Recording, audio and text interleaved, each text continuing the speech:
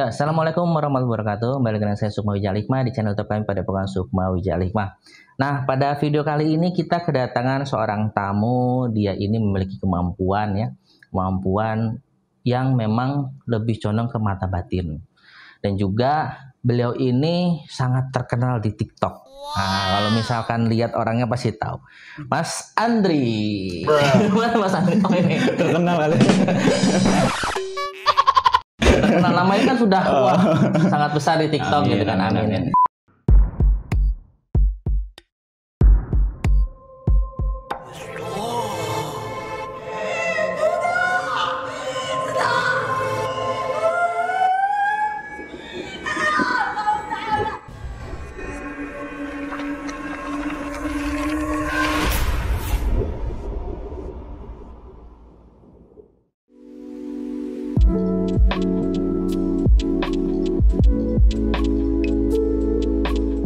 Warahmatullahi wabarakatuh. Teman-teman semua, Allah, Rasulullah, dan para malaikat sangat menyukai wangi-wangian, yang sehingga kita disunahkan pada waktu beribadah dan berzikir untuk menggunakan wangi-wangian. Nah, insya Allah wangi-wangian dari minyak Arab ibadah original dan membuat doa-doa kita lebih cepat sampai ke Allahnya. Selalu gunakan minyak wangi non alkohol dan halal di minyak Arab ibadah.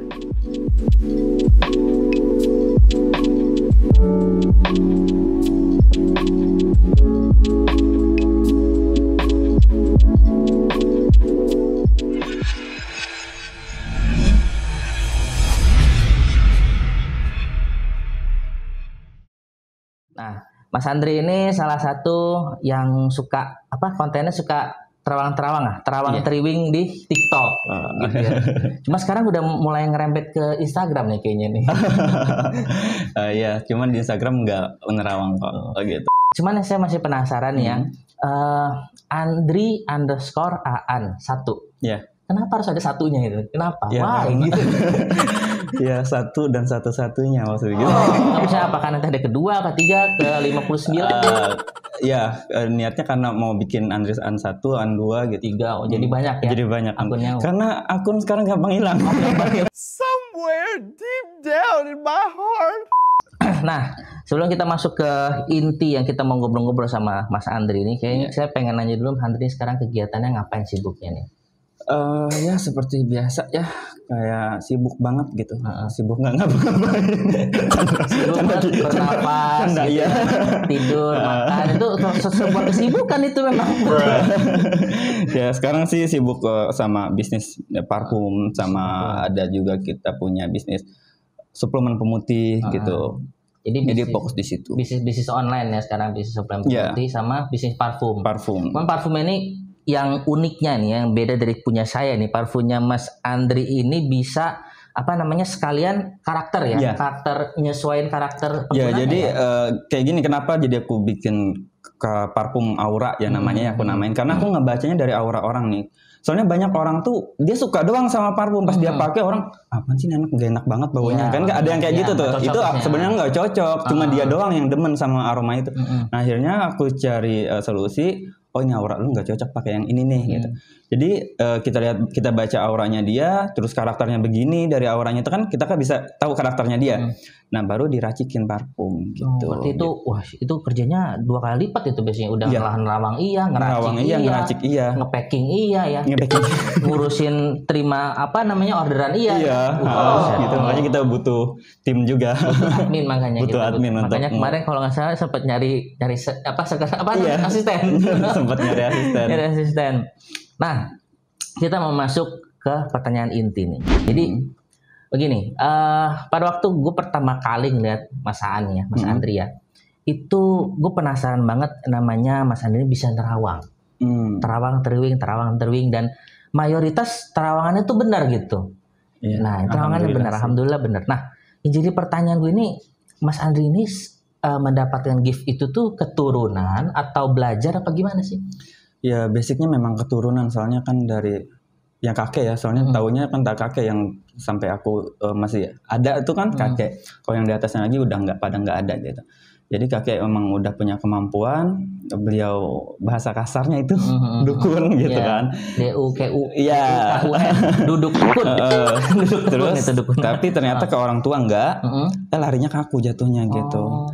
Langsung ke aku, tapi bagi aku kayak aib gitu loh.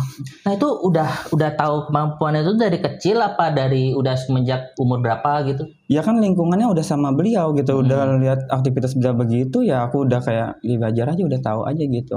Cuman nggak mau ikut-ikutan. Jadi dari kecil itu udah biasa lihat kuntilanak, Udah lihat biasa, makhluk biasa astral banget. gitu ya. Sempat ngerasa ketakutan nggak mas masih kecil kayak gitu?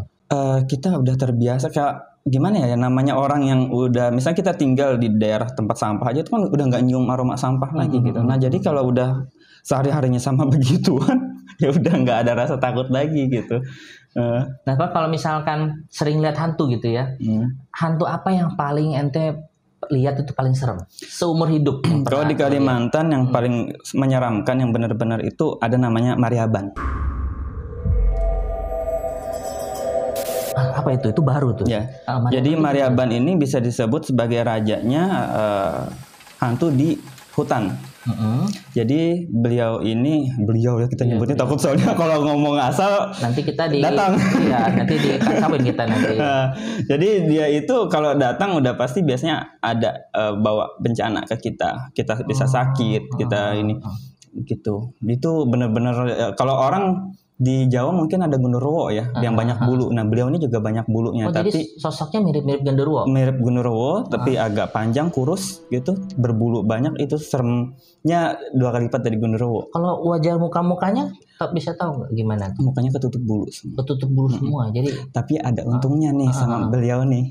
Bulunya kalau kita bisa ambil, bisa ngiket hati orang. Bisa Bisa pelet. Makanya itu sebenarnya kalau ketemu bahaya buat kita, tapi kalau berhasil bisa dapat salah satu bulunya aja yang kita ambil, itu bisa dipakai buat pemikat. buat pemikat gitu ya. Dan itu Tapi kuat kalau banget. buat mancing ikan bisa nggak?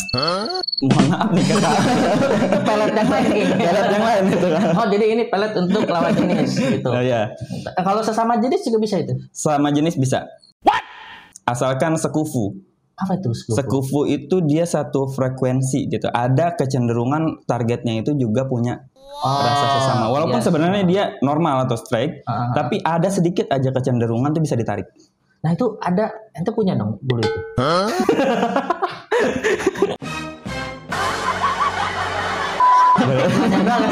Saya bukan yang nggak normal, saya normal.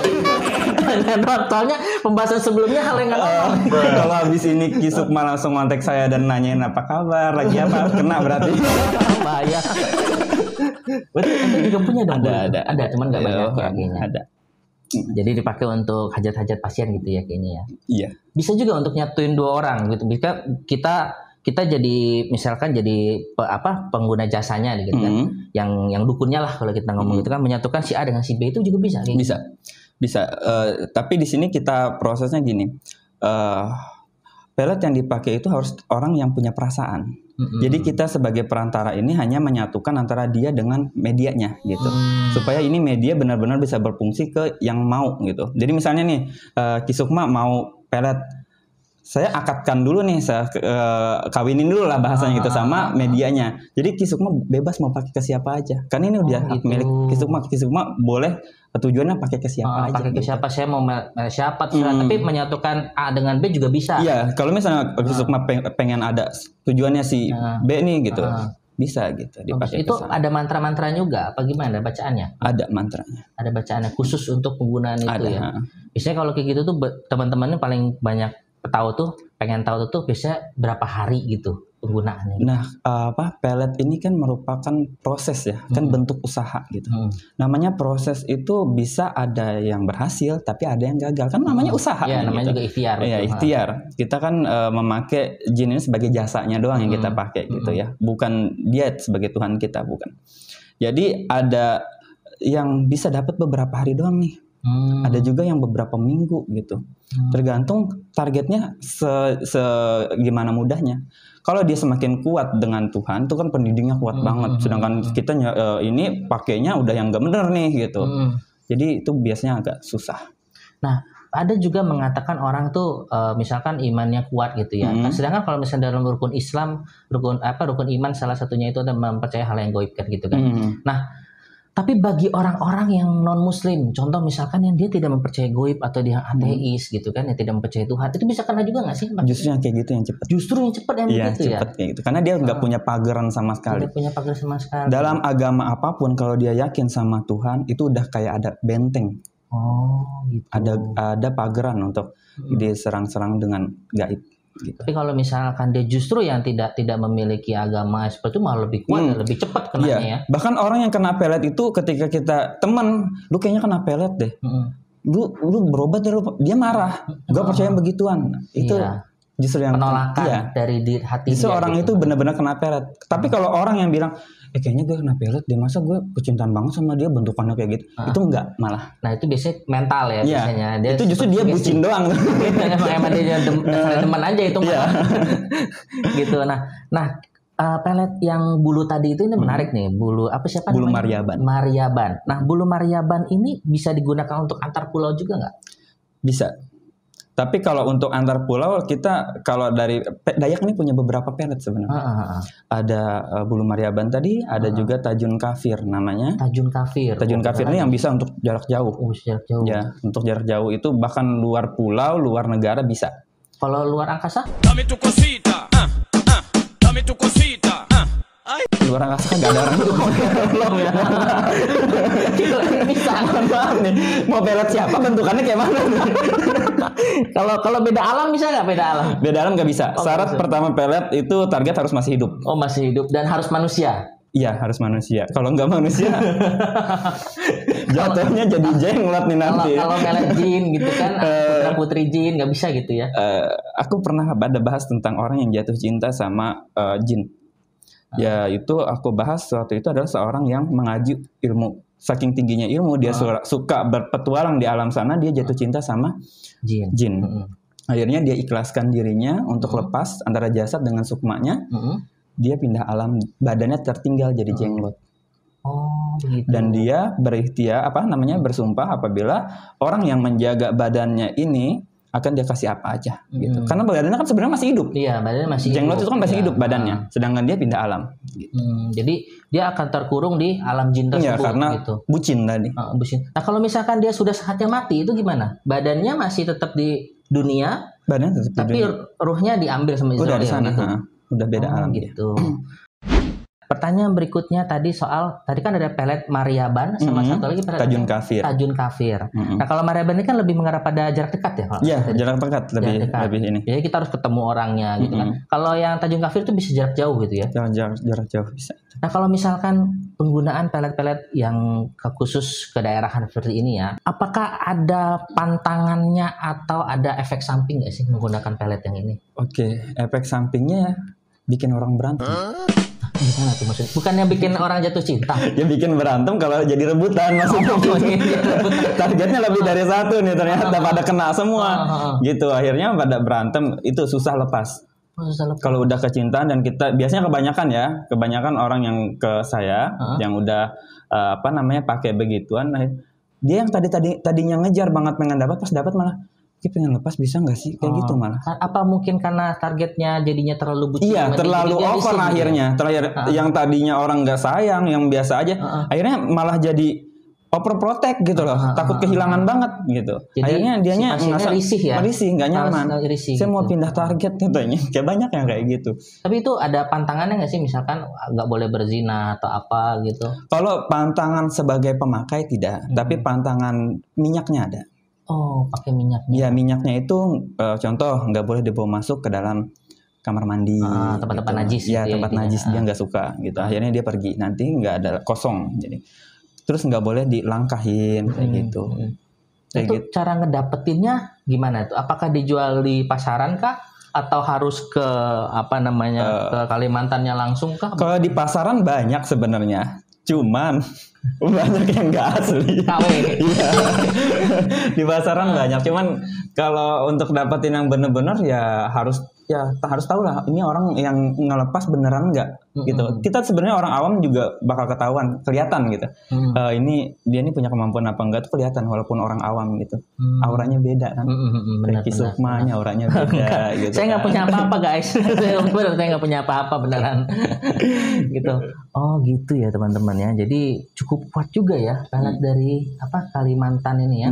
Apa namanya Tanjung apa tadi? Kalau Tajun Kafir itu gini. Kafir. Dia dinamakan Tajun Kafir itu karena saking cintanya orang dengan apabila kena pelet itu orang tersebut kita minta pindah agama aja dia mau ya. Makanya disebutnya Tajun Kafir, pindah terjun ya? Gitu kan, pindah terjun kafir gitu. Saking terjun kuatnya. Kafir. Oh, Tajun Kafir itu artinya terjun kafir guys. Iya. Terus pertanyaan terakhir yang soal perpeletan nih ya, bukan pertanyaan terakhir di video, bukan perpeletan nih. Ini apakah membawa efek samping nggak? Contoh ke kita gitu, entah nanti kita jadi gampang emosi apa gimana, ada efek sampingnya nggak? Ya tadi seperti yang aku bilang, kalau untuk ke pemakai itu sebenarnya enggak. Cuman yang jadi dikhawatirkan adalah apabila si target, kan misalnya nih keluarganya atau apa, ada yang tahu kayaknya tanda-tanda kena pelet ini. Dibawalah berobat, minta dibalikin atau diserang balik gitu. Nah akhirnya si pemakai juga bisa kena. Oh gitu. Itu efek samping yang paling sering terjadi. Tapi kalau secara alami terjadi nggak ada. Nah tapi itu yang bekerja tetap jin-jin juga ya? Jin juga ya. Oh begitu. Nah teman-teman tadi kita udah bahas tentang minyak perpeletan dari Instagramnya Mas Andri sampai ke perpeletan. Saya juga nggak ngerti itu nyambungnya gimana. Kalau gitu aja gitu. Gue juga bingung ya kan nyambungnya. Saya juga bingung tadinya dari TikTok ke Instagram tiba-tiba ke pelet. Sekarang jadi lari ini nih, lari konsep. Sebenarnya gue pengen tanya. Berarti nggak kayak gitu padahal. Kan gini bener. Gak nanyain pelet padahal. Sebenarnya apa yang gue tanyain adalah tentang Kalimantannya Mas Andri. Katanya kan dari Banjarmasin. Iya. Nah, setahu saya ini Kalimantan ini kan banyak suku nih. Suku. Nah, kalau Mas Andri sendiri sukunya itu suku apa ya? Ya sebenarnya aku nih kan Dayak. Dari logat aja masih kedengeran nih. Dayaknya Dayak Ngaju. Itu orang Kalimantan Tengah. Jadi lahirnya di Sampit ya, Kota Waringin Timur. Cuman waktu kuliah itu di Banjarmasin. Akhirnya menetap di Banjarmasin sekitar 10 tahunan gitu. Tapi untuk suku ya Dayak Ngaju. Terus pindah ke Jakarta tahun? Jakarta tahun 2020 akhir. Oh 2020 akhir. Bujukan nyokap gitu, mami yang bujuk terus gitu buat ke Jakarta karena Kenapa? Karena cuman beliau yang bisa ngontrol. Oh, ini anak nakal. Keren Mas Andri sudah tidak diterima di Banjarmasin. sudah namanya sudah tercemar bahwasanya dia di dukun gitu. Enggak. Jadi kan sama kakek aja gitu, kakek minta begini nyuruh begini, nggak mau. Orang tua juga nggak mau, kayak keras. Tapi ya mungkin karena kita sesama Kalimantan gitu. Nah ketemu sama mami yang sekarang itu kan beliau orang Jawa. Beliau masuknya dengan kelembutan. Aura beliau kan dari Ibu Kanjeng gitu kan. Akhirnya masuk ke kita kayaknya beda. Akhirnya kayak nurut aja sama beliau. Kalau Jawa bedanya Jawa sama Kalimantan bukan beda-bedakan ya. Saya pun juga Sumatera gitu kan. Kalau ketemu orang Jawa, Jawa geng gitu biasanya kan. Tiap orang kalau kita kan apa nih ya? Keras kali gitu. Bukan beda sukunya tapi orangnya gitu loh. Orang ya mungkin cara pendidikannya kakek sama orang tua itu kan agak keras gitu kan ya. Dia kan memang jujur kakek tuh orang hutan. Memang tinggalnya di hutan yang nggak ada listrik gitu. Maksudnya manusia di hutan. Kalau orang definisinya beda guys. Terus apa itu namanya? Berarti kan sukunya tadi itu suku apa namanya? Ngaju. Dayak Ngaju. Ngaju. Apa yang membedakan nih dari suku Dayak Ngaju dengan suku-suku Dayak yang lain? Gitu. Apa ya bedanya ya? Karena beda bahasa, kebudayaan juga beda. Terus mereka punya pembagian sendiri. Bahkan di Dayak Ngaju itu bahasa juga ada beberapa bahasa. Kalau ibaratnya gini, kalau bahasa Ngaju itu bahasanya Indonesia gitu. Tapi ada lagi kan bahasa daerah. Nah di bahasa Ngaju itu di Dayak Ngaju bahasa Ngaju itu bahasa sentralnya kita. Tapi ada lagi anak-anak pakai bahasa yang lain gitu. Ada bahasa Tamuan, bahasa Sampit itu beda-beda. Kalau Sampit itu sebenarnya dia ada bahasanya, bahasa Dayak juga mirip. Contoh ya, kalau Dayak Ngaju itu nyebut jatun tuh nggak ada. Tapi kalau di bahasa Dayak Sampit dia nyebutnya bareda. Oh jauh ya. Jatun dengan bareda. Padahal artinya sama, nggak ada. Ada lagi nanti Dayak Bakumpai. Bakumpai itu mirip juga dengan ini. Tetapi kalau Dayak Bakumpai itu agak mirip, dia mirip seperti dengan Ngaju bahasanya, cuman dia ngomongnya beda gitu. Ada beberapa kata yang agak beda gitu. Dia ngomong harusnya bahasa Dayak Ngaju itu balasut, ada huruf T kan, dia mereka balasut gitu. Kayak nggak kedengaran T-nya. Nggak pakai T-nya. Nggak kedengaran T-nya gitu. Gitu ya. Gitu. Gitu. Artinya panas. Gitu. Jadi memang dari sisi bahasa yang berbeda. Berbeda. Nah, cuman kan yang kita tahu nih, netizen teman-teman tahu bahwasanya kalau Kalimantan itu terkenal dengan mistisnya. Iya. Woi, mistisnya dia ya Jawa juga terkenal dengan mistisnya, tapi Kalimantan juga kita dengar tuh kalau dengar kata-kata Kalimantan, wah mistisnya kuat. Gitu. Nah, biasanya kan kalau misalkan daerah Kalbar itu kan misalkan dia apa gitu kan, misalkan kekuatan spiritualnya mungkin azimahnya, bendanya yang spesial gitu, atau yang biasa saya sering dengar itu kalau Kalimantan tuh minyak apa bintang, tanjung bintang, minyak bintang, minyak bintang. Terus ada juga seperti tembang liring, saya juga sempat dengar juga tuh katanya tembang liring dari Kalimantan. Nah itu sebenarnya kalau Nganjuk sendiri apakah ada yang Nganjuk sendiri tuh apakah ada benda khusus gitu yang menjadi ciri khas gitu maksudnya? Kalau kita Ngaju ini lebih ke mereka kan apa ya, lebih ke serangan sebenarnya. Ilmu serangan gitu buat perang gitu ya. Agak panas dia serangan. Mandau biasanya mainannya yang mandau terbang itu kan dari Ngaju. Oh, mandau antara satu Kalimantan dengan lain itu berbeda ya? Beda. Bentuknya berbeda? Beda, bentuknya beda, ada ciri khas masing-masing. Terus juga yang bisa ngilangin kelamin laki-laki juga itu. Kalau misalnya yang nggak bisa pindah ke kepala itu enggak ada itu mah. Enggak pernah sih ketemu. Pernah dengar cerita. Oh, pernah dengar cerita, tapi enggak pernah ketemu sih saya. Gitu. Saya juga pernah ketemu. Cuma dengar ceritanya doang. Kalau yang ngilangin kelamin laki-laki itu sebenarnya bagi kayak mindsetnya dia di dianya nggak ada gitu loh. Tapi sebenarnya masih ada dan nggak berfungsi. Gitu. Jadi seperti impoten gitu ya. Lebih kayak gitu. Itu makanya hati-hati sama main-main sama cewek Dayak. Kenapa bisa begitu? Apakah mereka melakukan kesalahan? Biasanya melakukan kesalahan karena orang Dayak tuh mereka friendly banget. Mereka tuh bahkan ketemu orang baru mereka nyebutnya Pak Hari. Pak Hari itu artinya sanak saudara. Oh gitu Pak Hari. Tapi ketika mereka terus diintimidasi, disakitin, kelar gitu loh. Iya. Baru mereka nyerang gitu. Mereka nggak bakal nyerang duluan. Sifat Dayak tuh gitu, nggak pernah nyerang duluan. Jadi kalau misalkan teman-teman nih tiba-tiba pergi ke Kalimantan, tiba-tiba ke hutan gitu, ketemu orang suku gitu. Jadi tenang aja ya. Mereka nggak bakal. Iya. Mereka suka berbagi. Kita tetangga baru aja biasanya kadang dikasih makanan gitu. Orang Dayak jamu bener-bener jamu. Friendly banget mereka. Makanya panggilnya Pak Hari. Kalau Banjarmasin mereka panggilnya Sanak gitu. Sama artinya. Jadi teman-teman guys, kalau misalkan mau ke Kalimantan ya, yang penting di sana jangan macam-macam ya. Jangan macam-macam. Yang kedua, apalagi macam-macamin anak-anak ceweknya ya. Yang kedua kalau ke Kalimantan mulutnya hati-hati. Jadi ada kosakata yang nggak boleh disebutkan?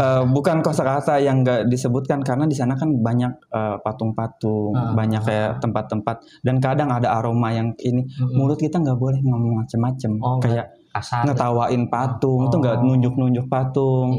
Itu biasanya kalau nggak sakit gila. Sampai separah itu gitu loh.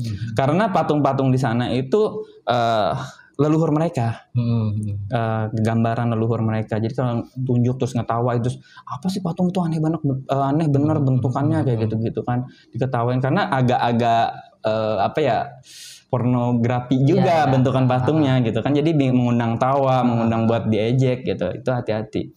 Meludah juga jangan sembarangan. Meludah juga jangan sembarangan. Ya kalau apalagi tempat yang ada patung-patung begitu. Gitu. Jangankan orang luar pulau. Waktu itu aku pernah bawa temen dari Banjarmasin pulang kampung ke Sampit ya. Udah pesen dari Palangka sampai Sampit, apapun yang lu lihat, lu jangan ngomong. Udah ngomong kayak gitu kan. Oke, kata teman. Berangkatlah kita. Dia ngeliat namanya sandung. Sandung ini isinya tengkorak semua. Tengkoraknya orang-orang Dayak yang telah selesai di Batiwah namanya, selesai dimakamkan. Itu bagusnya kita foto, lucu sambil nunjuk-nunjuk kayak ketawa-ketawa kayak ceria gitu. Mau foto-foto di situ. Ini anak. Udah ditegur gitu. Udah ditegur. Ternyata kita jalan lagi bannya bocor. Sampai jauh itu geret sepeda motornya. Waduh. Udah dibilang kan mulutnya diem gitu loh, jangan aneh-aneh, jangan ditegur. Pernah juga ngajak temen juga, itulah kurang suka aja sama temen nih, suka bercandaan kan. Ada aroma kurang sedap. Pas lewat, siapa nih yang kentut gitu, bercandain kan, siapa kentut bla bla bla gitu, bercanda kayak biasanya teman-teman. Mogok seketika juga di situ. Dan sampai di rumah nggak bisa nyala-nyala, harus digerek. Wah, itu seperti spiritualnya cukup kuat juga Kuat di situ banget ya. di situ. Gitu ya. Nah, jadi teman-teman, memang sih sebenarnya di mana langit di mana bumi dipijak, di situ langit dijunjung, benar nggak? Jadi kita kemanapun kita pergi, tetap kita harus hargai budaya kan, budaya dan warisan budaya setempat gitu kan. Terus juga aturan-aturan setempat, benar nggak? Iya benar. Gitu. Nah, terus pertanyaan berikutnya nih ya, pertanyaan terakhir deh. Mas Andri ini udah punya pacar belum? ini saya tuh jarang ketemu seorang ahli spiritual tapi ganteng. Nah ini Mas Andri spiritual tapi ganteng ini.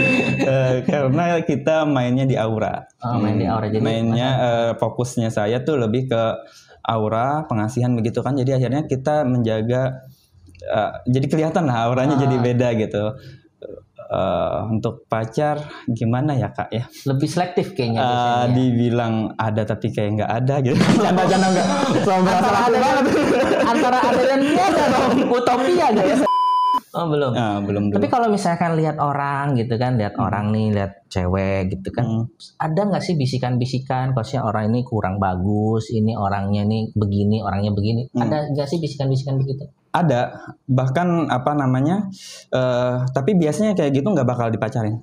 Karena gini, caranya aku buat menjalin hubungan tuh kalau benar-benar udah dari hati gitu. Dan orang yang udah dari hati, kelemahannya aku nerawang di situ tuh. Kalau udah punya perasaan ke orang, buyar, hilang. Jadi bahkan mami sendiri, itu anak nggak bagus tuh begini-begini, nggak peduli. Padahal beliau lebih jago kan nerawangnya gitu kan. Beliau udah nyampein hasil terawang beliau. Gak peduli, tetap aja. Jadi udah buta lah ya. Udah kalau udah dari hati, udah seneng sama orang ini, dibego-begoin pun hayu. Udah bucin namanya, bucin. Itulah kelemahan mereka ini. Walaupun mereka bisa ngelihat pun, udah ngerasa pun, tapi nolak gitu ya. Kalau udah bucin mah nolak. Udah bucin mah, kayaknya Dajjal turun buat fitnah juga nggak peduli. Udah gak bakal didengerin gitu. Bahaya. Nah, jadi sekarang kita minum dulu. Oke. Biar nggak terlalu tegang, guys. Oke. Ya. Terakhir. Oh, tadi udah terakhir. Udah terakhir. Ini sekarang benar-benar terakhir banget nih sebelum kita tutup. Sebenarnya terakhir itu adalah pertanyaannya, Mas Andri ini ke depannya ini pengen jadi seorang praktisi berkeilmuan Dayak kah? Atau mau jadi artis TikTok aja? karena gini guys, jujur ya, saya melihat Mas Andri ini punya potensi. Saya lihat Mas Andri punya potensi untuk terima pasien, hajat pasien gitu kan, untuk membuka sebuah, kalau kita ngomong itu terima hajat pasien lah gitu. Tapi selama saya ngikutin Instagram dan TikToknya Mas Andri nggak pernah terima pasien kayaknya. Gitu loh, nggak pernah terima hajat pasien, cuman terima terawang tewing aja gitu ya. Terus sama buat minyak gitu. Ini ada ini nggak, maksudnya hanya mau fokus, udahlah gue terawang aja lah, itu urusan hajat kisuk aja gitu. Kali-kali aja kan bagi-bagi rezeki gitu. Jadi ini kayaknya pertanyaannya sulit karena belum ada kepikiran ke sana gitu. Jadi kayak mengalir aja dah gitu. Sejauh ini memang benar kata Ki Sukma tadi, belum menerima kayak gitu kan. Tapi beberapa minggu ini ke belakang gara-gara banyak pasien yang ngeluh karena mereka menemukan ke orang-orang yang salah, yang dadakan gitu. Ada yang baru belajar udah langsung berani buka praktek, ada yang nggak bisa apa-apa udah, akhirnya banyak yang ketipu gitu Ki. Jadi ya mending kalau nggak ke Ki Sukma ke aku gitu kan. Jadi yang sampai aku bilang ke mereka, kalian tuh kalau misalnya mau melakukan hajat kayak gitu, lihat dulu orangnya. Orang yang punya kemampuan kelihatan beda, auranya beda gitu. Kalau misalnya auranya dia orangnya jelek kak gitu kan, ada biasanya orangnya jelek kan gak enak dipandang. Tapi ada biasanya rasa segan atau wibawa tuh kelihatan, ada rasa gitu, auranya beda. Gitu. Kalau misalnya untuk yang pakar aura, susuk, lihat dulu auranya dia kayak mana. Kalau dia aja nggak bisa bagusin auranya, dia ngapain kita percaya? Gitu. Semua tadi kita udah ngobrol panjang lebar sama Mas Andri ya.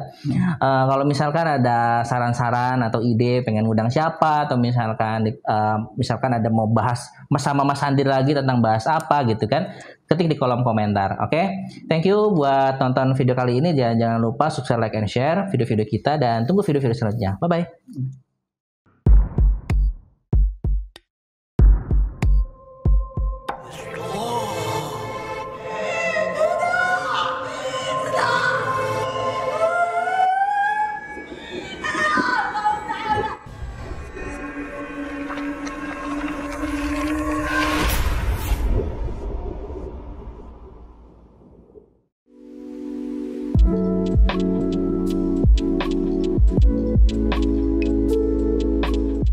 Warahmatullahi wabarakatuh. Teman-teman semua, Allah, Rasulullah, dan para malaikat sangat menyukai wangi-wangian, sehingga kita disunahkan pada waktu beribadah dan berzikir untuk menggunakan wangi-wangian. Nah, insya Allah wangi-wangian dari minyak Arab ibadah original dan membuat doa-doa kita lebih cepat sampai ke Allahnya. Selalu gunakan minyak wangi non alkohol dan halal di minyak Arab ibadah.